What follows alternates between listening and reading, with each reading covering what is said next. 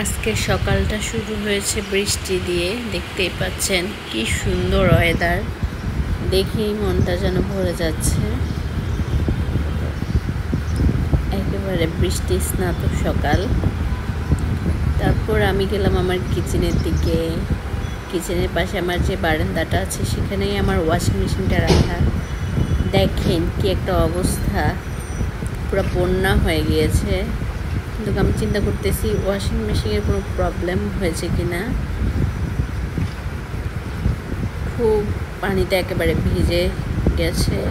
এখানে সব রকম আমার ডিটারজেন্ট রাখা, ওয়াশিং মেশিনের প্রয়োজনীয় সব ডিটারজেন্ট রাখা আছে এখানে, দেখতেই পাচ্ছেন। কিন্তু ব্যাপারটা হলো ওয়াশিং মেশিনে যদি কোনো প্রবলেম হয়ে যায় আবার কি একটা ঝামেলা।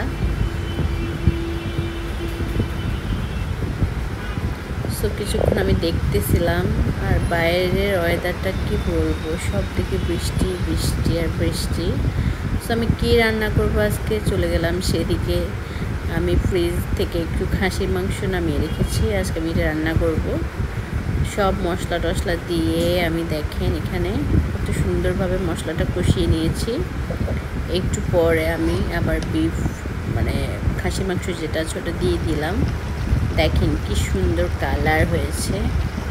রান্না শেষে দেখি ক্যাপচার করতে পারি কিনা টোটাল লুকটা।